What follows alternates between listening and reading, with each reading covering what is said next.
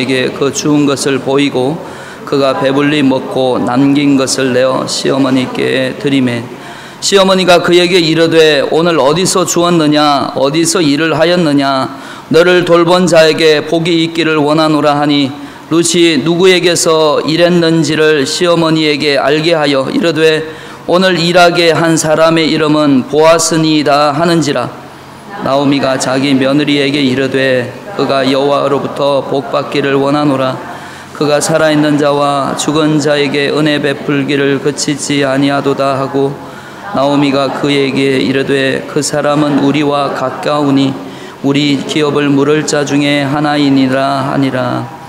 모압 여인 룻이 이르되 그가 내게 또 이르기를 내 추수를 다 마치기까지 너는 내 소년들에게 가까이 있으라 하더이다 하니 나오미가 며느리 룻에게 이르되 내 딸아 너는 그의 조들과 함께 나가고 다른 밭에서 사람을 만나지 아니하는 것이 좋으니라 하는지라. 이에 룻이 보아스의 소년들에게 가까이 있어서 보리 추수와 밀 추수를 마치기까지 이삭을 주우며 그의 시어머니와 함께 거주하니라. 아멘. 찬양하라 내 영혼아 찬양하십니다.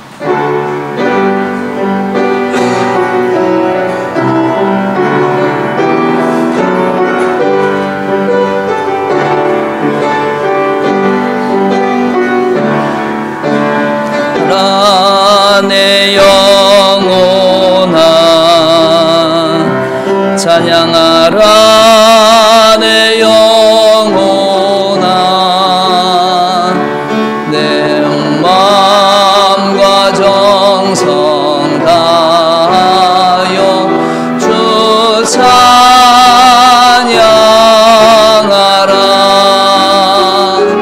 경배하라 내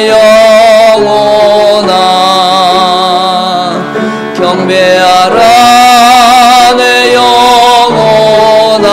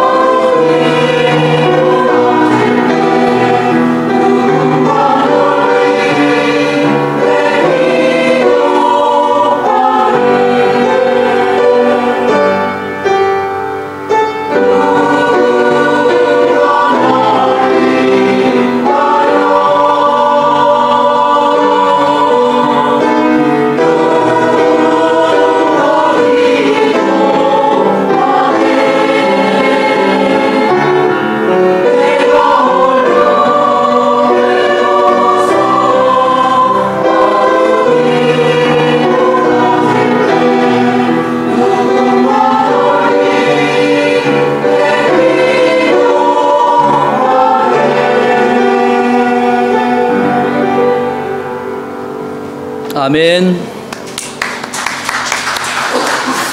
하나님 아버지 감사합니다.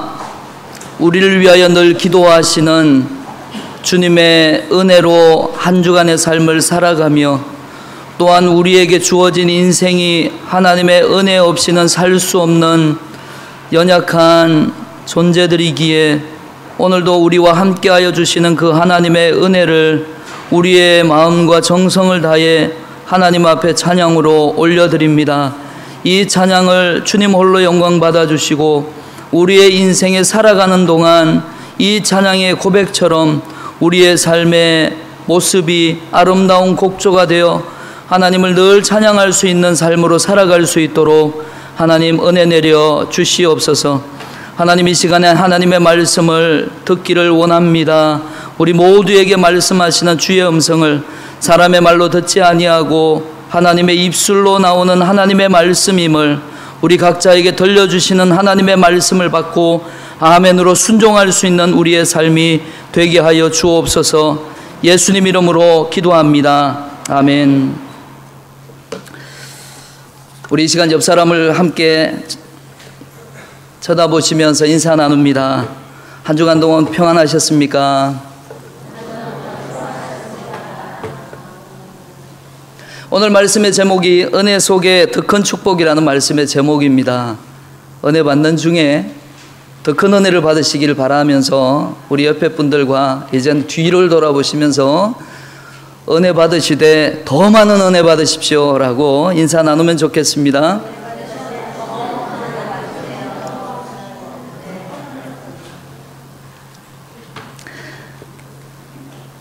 은혜 속에 더 큰 축복이라는 말씀의 제목으로 주어진 하나님의 말씀을 함께 생각을 해보고 함께 은혜를 누리고자 원합니다. 이란 왕국에 가면 현관을 장식한 거울 모자이크가 있다고 합니다. 이 거울 모자이크는 아름다운 예술품입니다. 그리고 이란에서도 굉장히 높은 예술적인 가치로 생각하고 많은 사람들이 그 아름다운 작품을 만든 일을 칭송하곤 한다라고 합니다. 이 예술품은 천장 기둥이 작은 거울로 모자이크가 되어 있고 그 모자이크를 조명 장치에 비추면 무지갯빛이 나는 아름다운 자태를 드러낸다고 합니다. 그런데 그 작품은 아주 세계적인 미술적인 가치가 있는 이란뿐만 아니라 세계적인 많은 예술가들도 그렇게 만들어진 그 거울 모자이크를 바라보면서 그것을 바라보는 사람들만큼 감탄하고 입을 벌리고 칭찬을 하곤 한답니다. 그런데 이 거울 모자이크는 신비로운 이야기가 하나 담겨져 있습니다. 이란 왕국의 현관을 장식하기로 건축기사들이 결정을 내리고 이 거울을 본래는 유럽에서 거울을 주문했습니다. 그런데 거울을 운송하는 과정에서 그만 이 대형 거울이 깨지고 맙니다. 깨져버린 거울 때문에 모든 사람들이 그리고 운송을 맡은 그 책임자는 울상이 되고 이것에 대하여 어떻게 해야 되는가 염려하고 낙심하고 있을 때에 한 예술가가 거기에 찾아오게 됩니다. 그리고는 깨진 거울을 제게 맡기십시오. 아름다운 예술품으로 만들어 놓겠습니다. 라고 하고 그 깨지고 볼품없는 이제는 버릴 수밖에 없었던 그 대형 거울이 깨졌으니 그 거울에 그 갈라진 쪼개어진 그 거울에 깨진 부분들을 가지고 그는 땀을 흘려서 결국 그 예술가는 깨져버린 거울로 세계적인 유명한 예술품을 만들었다라고 하는 일화입니다. 깨진 거울로 아름다운 예술품이 만들어지듯 하나님은 거울처럼 깨어진 인생을 더욱 아름답게 만들어 가시는 분이심을 믿으시기를 바랍니다. 이처럼 인생길에서 만나는 어려움으로 아픔을 겪을 때가 있습니다. 다른 사람은 알 수도 없지만 나의 인생은 깨지고 부서진 것 같은 경험을 할 때가 있다라는 것입니다. 그러나 우리 인생이 하나님께 맡겨지기만 하면 하나님의 손에 붙잡히기만 하면 하나님은 이전보다 우리의 인생을 더욱 아름답게 만들어 가신다는 것입니다. 하나님은 우리의 조각나버린 인생들을 더 아름다운 예술 작품으로 만드는데 바로 전문가이시다라는 겁니다. 하나님의 손에 들려진 우리의 인생이 하나님이 만들어 가시면 얼마나 더 아름답고 얼마나 더 화려하며 그 인생을 바라보는 많은 사람들이 그 예술적인 가치를 보면서 하나님 앞에 영광을 돌리게 하는 그런 하나님이 바로 우리가 믿고 있는 하나님이시라는 겁니다. 하나님은 깨진 상처를 더욱 아름답게 만드십니다. 깨진 상처를 통해 더욱 향기나는 인생으로 만드십니다. 이처럼 깨진 상처를 통해 우리의 인생을 아름답게 만드시는 것이 바로 하나님의 은혜라는 것입니다. 하나님의 은혜이기 때문에 우리의 삶을 돌아보고 우리의 인생을 돌아보고 우리가 얼마나 인생을 살아가고 있는 그 인생의 걸음에서 멈추고 뒤를 돌아볼 때마다 우리는 하나님의 은혜에 대해서 말을 하지 않을 수 없고 하나님의 은혜에 대해서 찬송하지 않을 수 없다는 것입니다. 그런 의미에서 우리의 인생을 지금까지 인도하신 그 에베네셀 하나님, 임마누엘 하나님 되신 하나님 앞에 우리는 감사하며 다시금 하나님 앞에 찬양하기를 원합니다. 우리 감사하면서 하나님 앞에 감사합니다 라고 박수하시겠습니다. 감사합니다. 그렇습니다. 하나님을 만나면 평범했던 인생에서 향기가 납니다. 향유는 본래 꽃이나 풀을 엇깨어서 익인 다음에 나오는 것이 바로 향유입니다. 그래서 아름다운 향유를 만들기 위해서는 철저하게 그 아름다운 꽃이나 그리고 향기를 나는 여러 가지 것들을 어갭니다. 그래서 향유는 어개어지고 부서진 상태에서 그리고 잘 어개어지고 부서진 그 상태에서 아름다운 향기를 발한다는 겁니다. 고난을 통해 깨어지고 부서진 사람들 속에서 아름다운 향기를 맛볼 수 있다는 것입니다. 룻은 깨어진 여인이었습니다. 부서진 인생이었습니다. 구약 제사 가운데 소제라고 하는 것이 있습니다. 곡식으로 드리는 제사를 말합니다. 이 소제에 쓸 곡식은 고운 가루여야 한다라고 성경은 말하고 있습니다. 고운 가루여야 한다. 전혀 만졌을 때 전혀 껄끄러운 것이나 불순물이 전혀 없어야 하고 고운 가루로 만들어져야 한다는 겁니다. 철저하게 깨트리고 부순 후에 소제를 드리게 된다는 겁니다. 룻은 깨어지고 부서짐으로 향기로운 인생이 되었다는 것입니다. 하나님께서 쓰임받는 제물이 되었다는 것입니다. 하나님은 깨어진 룻의 인생을 붙잡으시고 아름다운 모자이크를 만들고 계신 것입니다. 향기나는 인생으로 만들고 계시는 것입니다. 하나님이 쓰시기에 좋은 가루로 지금 만들고 계신 것입니다. 하나님의 은혜의 도구가 될 수 있는 깨끗한 그릇으로 하나님은 나오미의 인생도 그렇게 만드셨고 룻의 인생도 지금 그렇게 만들어가고 계신 것입니다. 그러므로 룻의 인생은 하나님의 은혜로 전혀 다른 삶을 살게 됩니다. 룻이 이전에 경험할 수 없었던 놀라운 은혜를 경험하게 된 것입니다. 룻을 위한 하나님의 더 큰 은혜와 축복이 기다리고 있었다는 것입니다. 하나님은 룻의 인생에 은혜를 베풀어 주시지만 그 은혜 속에서도 더 큰 은혜를 받을 수 있도록 그의 인생의 역사를 만들고 계셨다는 것입니다. 구원의 은혜는 예수님을 믿는 사람이면 누구나 차별 없이 주시는 은혜입니다. 그러나 하나님의 은혜는 거기서 끝나지 않는다는 것입니다. 하나님은 구원의 은혜 위에 더욱 넘치는 은혜를 베풀기 원하신다는 것입니다. 그래서 말씀에 예수님은 양으로 생명을 얻게 하되 더욱 풍성히 얻게 하기 위하여 이 땅에 오셨다는 말씀이 있습니다. 그런데 많은 성도들은 생명을 얻는 것으로 만족합니다. 내가 예수님을 믿었으니 그것으로 됐다. 내가 예수님을 믿고 영생의 복을 내가 확정받았으니 그것으로 됐다라고 생각합니다. 풍성한 생명을 누리는 자리까지 이르지 못하고 있다는 것입니다. 초보적인 은혜에 머물고 있다는 것입니다. 그렇다면 무엇이 하나님의 더 깊은 은혜와 넘치는 은혜로 끌어올릴 수가 있을까요? 룻은 보아스를 통해 놀라운 은혜를 체험하게 됩니다. 그러나 룻은 거기에서 만족하고 됐다 하지 않았습니다. 그것은 룻이 욕심이 많아서가 아닙니다. 하나님의 은혜의 크심과 충만함을 알고 있었기 때문이라는 것입니다. 하나님은 큰 믿음을 가지고 큰 은혜를 사모하는 사람에게 더욱 큰 은혜를 베풀어 주신다는 것입니다. 하나님은 은혜를 구하는 자에게 주시고 준비된 자에게 더욱 부어 주신다는 것입니다. 그러므로 우리는 룻의 인생을 관찰하면서 하나님의 크신 은혜를 지속적으로 받아 누리는 비결을 우리는 발견해야 하는 것입니다. 먼저 룻은 성실한 여인이었습니다. 룻에게는 세상적으로 볼 때 내세울 만한 것이 전혀 없었습니다. 그런데 룻에게는 보이지 않는 아름다운 성품이 있었습니다. 그것은 바로 성실이었습니다. 열심이었습니다. 꾸준함이었습니다. 룻의 성실함이 더 큰 축복을 받게 만들었다는 것입니다. 오늘 17절 말씀을 보시면 룻은 이삭을 저녁까지 줍고 있다라고 성경은 오늘 말씀을 그렇게 시작합니다. 여러분, 왜 성경은 저녁까지 줍고라고 하는 말을 강조하고 있을까요? 그냥 주었다라고 이야기해도 성경을 읽는 사람들이 그렇게 이삭을 주우러 나갔으니까 주었겠지라고 생각할 텐데 성경은 굳이 저녁까지 주었다라고 이 부분을 강조하고 있습니다. 그것은 룻의 성실함을 증거하기 위한 것이라는 겁니다. 앞서 룻기 2장 7절 전후에 보면 보아스가 밭에서 이삭을 줍고 있는 여인을 보고 일꾼을 감독하는 종에게 질문합니다. 누구냐고 묻습니다. 그랬더니 나오미와 함께 모압 지방에서 온 모압 여인입니다 라고 이야기를 합니다. 그러면서 종이 다음의 말을 잇습니다. 그녀는 잠시 오두막에서 쉰 것 말고는 아침부터 지금까지 계속해서 이삭을 줍고 있습니다.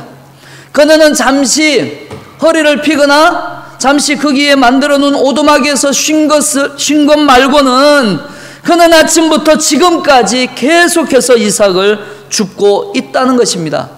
그렇습니다. 룻은 보아스를 만나기 전이나 만난 후나 변함없이 성실하게 이삭을 줍고 있었다는 것입니다. 여러분, 어찌 보면 룻이 보아스를 만난 후에는 이젠 됐다, 보아스의 사랑을 받게 되었으니 앞으로는 내 인생이 달라지겠지, 이제 내가 이렇게 수고한 것에 대하여 이제는 조금은 그렇게 하지 않아도 되지 않겠는가 라고 하는 생각에 이삭을 줍는 일을 소홀히 할 수도 있지 않겠습니까? 그러나 룻은 보아스와 헤어진 후에도 한결같은 마음으로 성실하게 저녁까지 이삭을 주었다는 것입니다. 그래서 룻이 집으로 가져가게 된 보리 한 에바는 지금의 기준으로 보면 약 22리터 정도의 양이었는데 이것은 평상시보다 더 많이 죽게 된 양이었다는 겁니다. 그래서 룻의 기쁨은 평상시보다 더 큰 기쁨이 그에게 안겨다 주게 되었을 것입니다. 하나님은 은혜를 베푸시는 분입니다. 그리고 우리는 그 은혜를 거두어야 합니다. 하나님이 우리의 인생 가운데 수많은 은혜들을 우리의 삶 가운데 뿌려두셨습니다. 성실함으로 하나님이 베푸신 은혜를 잘 거두는 것이, 거두어 드리는 것이 바로 지금 우리가 해야 할 일이라는 것입니다. 만약에 룻이 보아스와 함께 점심을 먹은 후에 나는 주인의 특별한 호의를 받고 있구나 라고 교만하고 그리고 자만했다라고 생각을 해 보십시오. 점심도 넉넉히 먹었고 내게 남아있는 음식도 있으니 이 정도면 집에 일찍 들어가도 되겠다 라는 마음을 가졌다라고 생각을 해 보시라는 겁니다. 그랬다면 룻은 더 큰 축복을 누릴 수가 없었을 것입니다. 바로 여기에 우리의 인생에 위기가 찾아올 수 있다는 것입니다. 사람들은 조금만 무엇이 잘 되거나 풀리면 그 자리에서 됐다라고 안주하는 모습을 많이 보게 됩니다. 참으로 고생했던 시절이 있었습니다. 참으로 열심히 노력했던 시절이 있었습니다.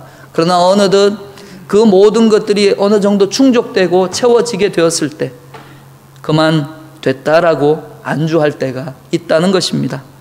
교회의 일도 마찬가지입니다. 교회를 섬김에 있어서 처음 주님을 만났을 때는 얼마나 많이 열심을 하고 그리고 하나님 앞에 나와 예배하고 찬양할 때는 얼마나 많이 기뻤습니까? 시간이 지납니다. 세월이 흘러갑니다.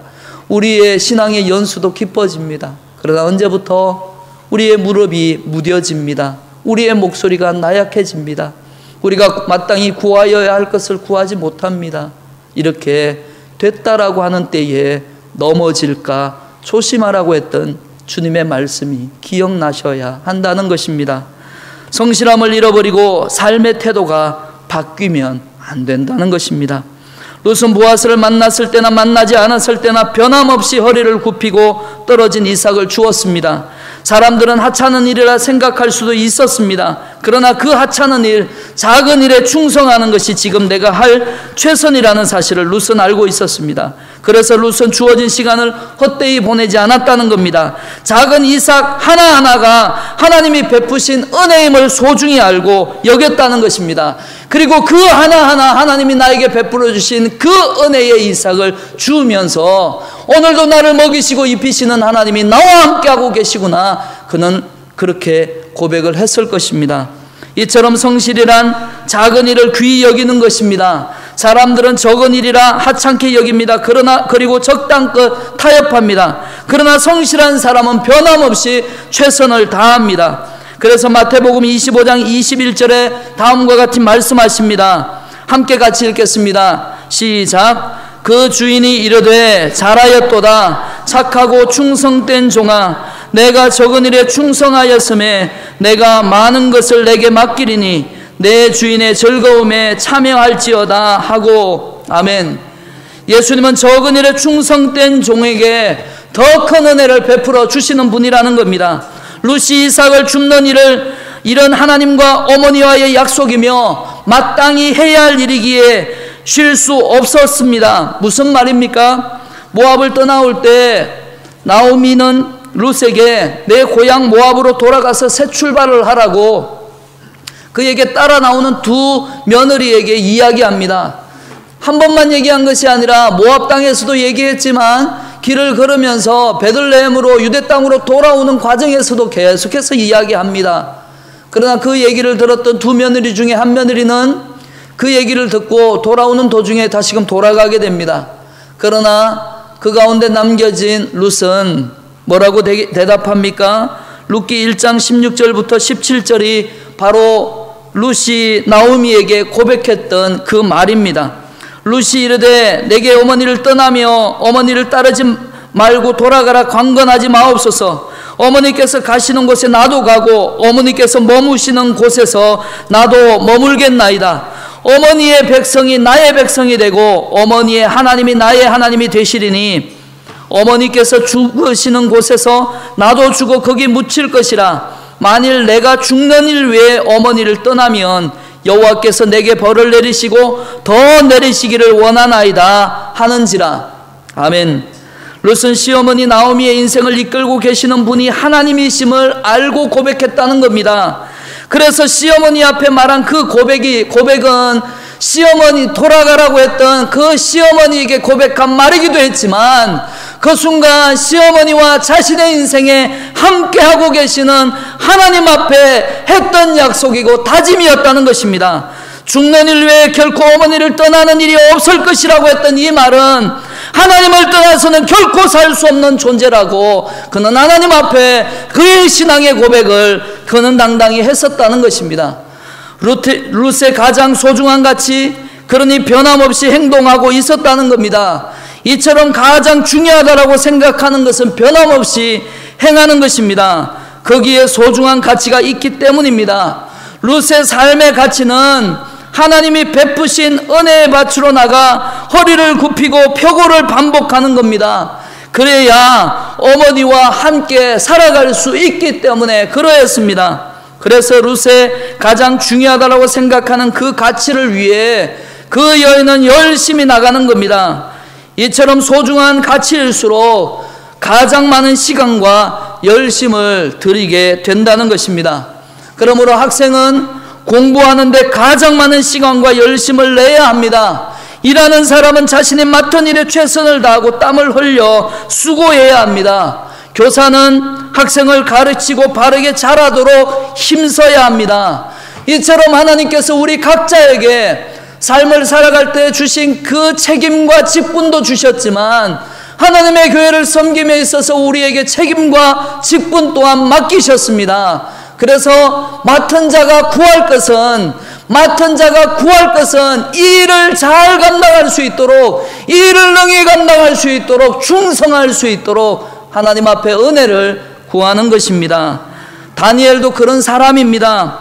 다니엘은 하나님께 기도하는 일을 생명처럼 여겼습니다. 바벨론 나라 방백들이 다니엘이 하나님 앞에 기도하는 것을 못하게 했습니다. 그래서 30일 동안 왕위에 어떤 신이나 사람에게 구하면, 기도하면 사자굴에 던져 넣기로 결정문을 만들었습니다. 그리고 그 결정문을 바꾸지 못하도록 그 결정문에 왕의 도장을 찍었습니다. 그러나 다니엘은 그 사실을 알고도 그 왕의 도장이 찍혀 있는 결정문이 어떤 내용인지 몰랐던 것이 아니라 그것을 알고도 하루에 3번씩 하나님 앞에 기도합니다. 창문을 엽니다. 그리고 하늘의 하나님을 향해서 하나님 앞에 기도합니다. 그래서 다니엘서 6장 10절은 이렇게 고백하고 있습니다. 우리 다니엘서 6장 10절 함께 같이 읽겠습니다. 시작. 다니엘이 이 조서에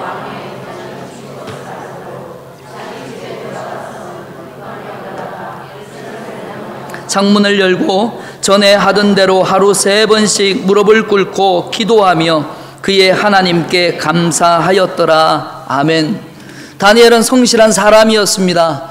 전에 행하던 대로 변함없이 기도했습니다. 다니엘은 변함없는 충성으로 하나님을 섬겼던 사람입니다. 그러나 결국 다니엘은 어떻게 됐습니까? 결국 하나님 앞에 그렇게 열심으로 섬겼는데도 불구하고 다니엘은 결국 사자굴에 던져졌습니다. 그리고 이 광경을 지켜보던 당시의 왕 다리오 왕이 다니엘에게 한 말이 있습니다. 뭐라고 했는지 아십니까? 다니엘서 6장 16절에 이와 같은 말씀이 있습니다. 이에 왕이 명령하여 다니엘을 끌어다가 사자굴에 던져 넣는지라. 왕이 다니엘에게 이르되 내가 항상 섬기는 너의 하나님이 너를 구원하시리라 하니라. 아멘. 여러분, 다리오 왕은 다니엘에게 내가 항상 섬기는 너의 하나님이라고 하는 말을 합니다. 내가 항상 섬기는 너의 하나님. 무슨 말입니까? 다리오 왕은 알고 있었다는 겁니다. 다니엘이 항상 하나님을 섬기고 있다는 이 사실을. 그는 어떤 상황에도 어떤 형편에도 굴하지 아니하고 그는 창문을 열고 하늘의 하나님 앞에 기도하는 기도의 사람이라고 하는 사실을 알고 있었다는 것입니다. 그렇습니다. 하나님은 변함없는 열심으로 하나님을 섬기는 다니엘을 사자굴에서도 건져내셨습니다. 그리고 그 이후에 다니엘의 인생이 어떻게 되는지 아십니까? 다니엘서 6장 28절의 말씀에 보면 그 이후에 다니엘의 행적을 성경은 이렇게 말합니다. 이 다니엘이 다리오 왕의 시대와 바사 사람 고레스 왕의 시대에 형통하였더라. 할렐루야. 하나님은 그의 인생을 형통함으로 이끌어 주셨다는 것입니다. 시대가 바뀌고 왕이 바뀌어도 다니엘은 모든 상황 가운데 형통했다는 것입니다. 상황이 바뀌고 형편이 바뀌어도 하나님께서 그를 형통케 하셨다는 것입니다. 다니엘은 알고 있었습니다. 자신의 인생이 하나님의 손에 붙잡혀 있다는 이 사실을 다니엘은 알고 있었다는 것입니다. 룻도 그것을 알고 있었습니다. 룻도 자신의 인생이 만왕의 왕이신 하나님 앞에 붙잡혀 살아가고 있다는 사실을 룻도 알고 있었다는 것입니다. 그러니 보아스를 만났다고 교만하거나 자만할 수 없다는 사실을 알았습니다. 그래서 가던 길을 계속 갔던 겁니다. 하던 일을 계속했다는 겁니다. 치우침이 없이 계속 걸어갔다는 겁니다. 그러므로 우리도 걸어가야 합니다. 좌로나 우로나 치우치지 말고 오직 푯궤를 향해서 하나님께로 더 가까이 나아가야 될 줄 압니다. 마태복음 19장 30절에 먼저 된 자로 나중되고 나중된 자로 먼저 될 자가 많으니라 하셨습니다. 여러분, 빨리 뛴다고 먼저 가는 것이 아니라는 겁니다. 성실한 사람이 이긴다는 겁니다. 오늘도 묵묵하게 자신의 길을 걸어간 사람이 이긴다는 겁니다. 하나님의 더 큰 은혜를 입기 위해서 우리는 오늘도 성실하게 걸어가야 합니다. 성실하게 신앙의 길을 걸어가야 합니다. 룻이 연애 중에 더 큰 은혜를 받을 수 있었던 이유를 살펴보면 룻의 시어머니를 공경할 줄 아는 여인이었음을 발견하게 됩니다. 그리고 이 사실은 베들레헴 사람들도 모두 알고 있었습니다.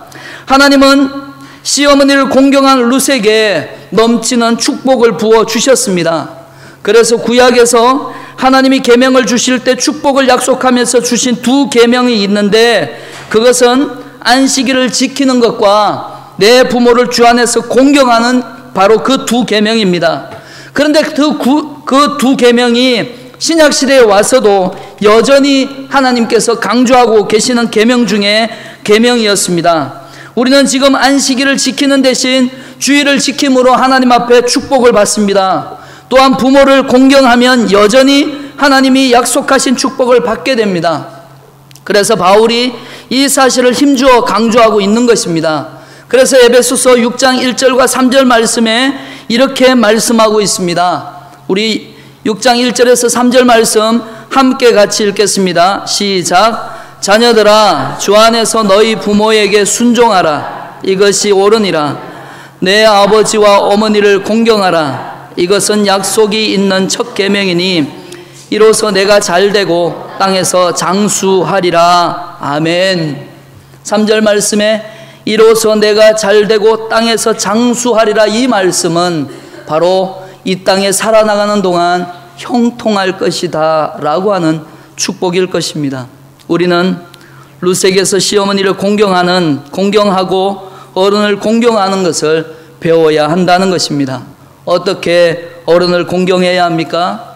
첫째는 받은 축복을 함께 나눔으로 어른을 공경해야 합니다.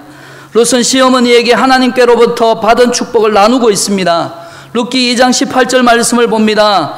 그것을 가지고 성읍에 들어가서 시어머니에게 그 주운 것을 보이고 그가 배불리 먹고 남긴 것을 내어 시어머니에게 드리매 했습니다. 룻은 축복을 나눌 줄 아는 여인이었다는 것입니다. 축복은 나눌수록 풍성해진다는 겁니다. 나눌수록 충만해진다는 겁니다.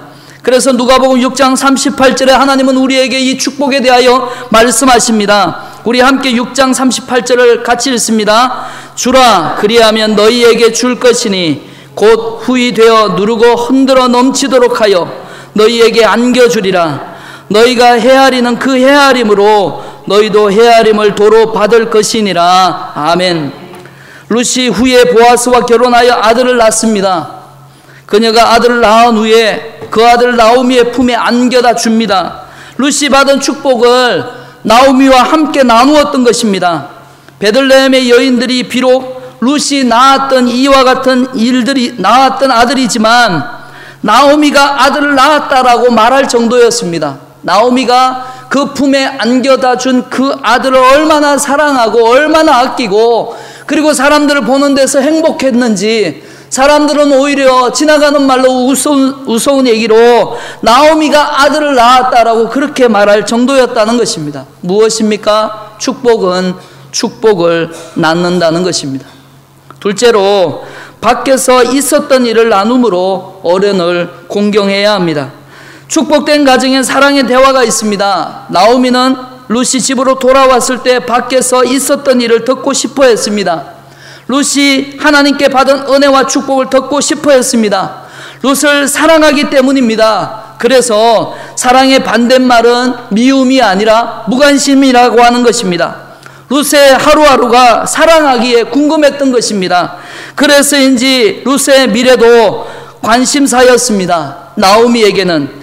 그래서 나오미는 룻과 결혼시킬 사람을 찾고 있었습니다. 집안에 그냥 있었던 것이 아닙니다. 관심을 가지고 기도하면서 룻에게 좋은 남편이 있었으면 좋겠다라고 그렇게 기도하였던 것입니다. 그런 까닭에 룻이 일터에서 겪었던 일을 알고 싶어 했던 것입니다. 룻은 시어머니에게 밖에서 일어난 일을 상세하게 말씀드립니다. 룻이 시어머니의 하나님이 나의 하나님이라고 고백했던 것처럼 시어머니 또한 룻과 함께 하시는 하나님의 인도하심을 볼 수 있는 것은 룻의 이야기를 통해서 알게 되는 것입니다. 나오미는 룻의 이야기 안에 하나님의 인도하심을 보고 싶었던 것입니다. 가장 진지한 대화는 사건과 인간 모든 관계 통해 그리고 인간의 모든 그 이야기들 안에 하나님의 역사를 보는 것입니다. 나오미가 경험한 것이 아닙니다. 룻이 경험한 하루였습니다. 룻이 고생한 땀이었습니다. 그러나 나오미는 룻과의 대화 중에 하나님의 역사를 깨닫습니다. 그가 경험한 것이 아니었음에도 그 사랑하는 며느리가 돌아와서 그가 경험한 하나님의 나라에 그리고 하나님의 풍성한 은혜를 나눌 때에 그는 그 부스러기의 은혜를 받고 그 부스러기의 그 은혜를 받고 그는 더 행복하고 그는 더 기뻐했다는 것입니다. 그러므로 지혜로운 사람은 축복보다는 축복을 베푸시는 하나님을 사모하는 것입니다. 룻은 지혜로운 여인이었습니다. 룻은 그녀가 받은 축복보다 보아스를 보내신 하나님을 더 많이 사모하고 사랑했다는 것입니다. 그래서 룻기 2장 20절은 다음과 같이 고백합니다. 우리 2장 20절 함께 같이 읽겠습니다. 시작. 나오미가 자기 며느리에게 이르되 그가 여호와로부터 복받기를 원하노라. 그가 살아있는 자와 죽은 자에게 은혜 베풀기를 그치지 아니하도다 하고, 나오미가 또 그에게 이르되 그 사람은 우리와 가까우니 우리 기업을 물을 자 중에 하나이니라 하니라. 아멘. 이스라엘에게서 남편을 잃은 여인들의 가장 큰 소망과 축복은 남편을 대신해 줄 친족을 만나는 것입니다. 이런 상황에 룻은 보아스를 기대했습니다. 보아스의 아내가 되면 자신의 인생이 바뀌는 것을 알았던 것입니다. 사랑하는 성도 여러분, 여기서 보아스는 누구를 상징하고 누구를 예표하고 있습니까? 바로 구속자 되시는, 기업 물을 자가 되시는 예수 그리스도를 예표하고 있습니다. 신랑 되신 예수 그리스도 안에 모든 것이 감추어져 있다는 것입니다. 예수님의 축복보다 예수님이 더 중요하다는 것입니다. 축복보다 축복의 원천이 더 중요하다는 것입니다. 축복을 받는 것이 중요한 것이 아니라 그 축복을 통해 하나님을 만나는 것입니다. 여러분, 여러분의 인생에 하나님께서 얼마나 많은 축복을 주시고 계십니까? 우리가 지금껏 살아오는 인생 전체가 다 하나님의 축복이요, 지금까지 살아왔던 우리의 삶이 바로 하나님의 축복입니다. 그리고 그 축복 안에 가장 큰 축복은 우리가 예수 그리스도를 믿고 있다는 이 사실. 여러분, 이 예수 그리스도를 믿고 있는 축복보다 더 큰 축복은 없는 줄 압니다. 그 축복 안에 우리가 더 큰 은혜와 더 큰 영광을 누리게 된다는 것입니다. 말씀을 마치겠습니다. 의지할 수 없는 것들을 의지하지 마시고, 붙잡아도 소용없는 것들을 붙잡지 마시고 축복의 원천이신 하나님을 의지하시기 바랍니다. 그때 우리는 무한한 축복을 누리게 될 것입니다. 하나님은 상처로 가득 찬 우리의 인생을 더욱 아름답게 만드실 것입니다. 깨어진 거울을 더욱 아름다운 모자이크로 만든 예술가보다 더욱 아름답게 만드실 수 있습니다. 상처가 크면 클수록 더욱 아름다운 작품이 나올 수 있습니다. 깨어지고 어스러질수록 더욱 아름다운 향기를 발할 수 있다는 것입니다. 너무 많이 깨어져서 사람이 손쓸 수 없을 것 같은 인생도 하나님은 오히려 더 잘 사용하십니다. 하나님께 드려지는 소재는 고운 가루로 만들었습니다. 부서지고 깨어진 우리의 인생이 오히려 고운 가루가 되어 하나님께 귀한 제물로 쓰임받을 수가 있다는 것입니다. 그러므로 하나님의 은혜로 살아가는 여러분의 삶에 더욱 놀라운 축복을 누리시기를 주님의 이름으로 축원드립니다. 우리 이 시간 함께 같이 기도하시겠습니다. 하나님, 우리가 너무나 부족합니다. 너무나 나약합니다. 그럼에도 불구하고 우리를 받아주신 아버지 하나님 감사합니다. 그리고 이 시간 우리가 고백하기를 원합니다. 그 하나님의 은혜 받은 것으로 족하지 아니하고 우리가 예수님을 더 가까이 두고 우리가 하나님을 더 가까이 두고 우리가 하나님께로 더 가까이 다가가게 하시고, 하나님, 세상의 축복, 세상의 풍요로운 축복보다 가장 큰 축복은 내가 예수님과 함께 동행하고 있다는 이 사실. 여러분, 예수님과 동행하지 않으면 세상에 그 많은 것을 다 지니고 있다 할지라도 그것은 축복이 아닐 것입니다. 예수님을 잃어버린 사람은 세상의 전부를 잃어버린 것입니다. 그러나 예수님을 붙잡은 인생은 세상의 전부를 가지고 있는 것입니다. 우리 이 시간 우리에게 축복 가운데 더 큰 축복, 예수님을 놓치지 않게 하시고 예수님과 더 가까이 나아가게 하시고 예수님과 더 깊은 교제를 나누게 하시고 예수님을 더 많이 바라볼 수 있도록 하나님, 우리의 인생을 붙들어 주시옵소서. 함께 합심으로 소리내서 기도하시겠습니다. 하나님 아버지 감사합니다. 하나님 아버지 감사합니다. 우리의 인생을 더 아름답게 만드시기 위하여 우리에게 찾아와 주신 주님, 주님의 은혜로 더 가까워지기를 원합니다. 주님 앞에 더 큰 은혜를 받아 누리기를 원합니다. 하나님, 우리의 인생에 만나주신 아버지 하나님, 우리의 삶에 만나주신 아버지 하나님, 우리의 고난과 우리의 역경과 우리의 어려움을 통하여 하나님이 더 향기로운 향기를 만들고, 하나님께서 더 아름다운 재물을 만들고 더 아름다운 소재의 재물을 만들어 하나님 앞에 드리라고 말씀하신 아버지 하나님, 이 시간 우리의 깨어지고 부서진 마음을 하나님 앞에 드립니다. 깨어지고 연약한 마음을 하나님 앞에 드립니다. 우리의 나약함을 하나님 앞에 드립니다. 하나님, 있는 모습 그대로 받아주시고 하나님의 거룩한 은혜로, 하나님의 거룩한 보혈로 우리를 감싸주시고 하나님의 은혜로 우리를 만들어주시고, 그 은혜 가운데 주님과 늘 동행하는 믿음의 삶을 살아가게 하여 주시옵소서. 주님과 함께 하기를 원합니다. 주님을 누리기를 원합니다. 함께 하여 주옵소서. 하나님 아버지 감사합니다. 우리의 삶에 함께하여 주신 아버지 하나님 감사합니다. 우리의 있는 모습 그대로 받아주신 것을 감사합니다. 우리의 나약한 모습 그대로 받아주시고, 우리가 이렇게 하나님 앞에 연약한 모습으로 살고 있는 우리의 모습 그대로 받아주신 것을 감사합니다. 그리고 또한 너무나 감사한 것은 내가 예수님을 믿고 있다는 이 사실이 너무나 귀합니다. 하나님, 그것이 내가 이 세상에서, 이 땅에서의 받은 축복보다 가장 큰 축복인 것을 압니다. 복 중에 가장 큰 축복은 내가 예수 그리스도를 믿고 있다는 이 사실이 가장 큰 축복임을 압니다. 하나님, 이 축복을 받은 데서 이제 만족하고 멈춰서지 않게 하시고, 주님과 더 많이 동행하게 하시고, 주님과 더 친밀한 교제를 나누게 하여 주셔서, 하나님, 주님과 동행함이 얼마나 큰 행복이고 주님을 가까이 함이 얼마나 큰 복인지 우리가 그렇게 고백하는 인생의 삶을 살아가게 하여 주시옵소서. 예수님 이름으로 기도합니다. 아멘.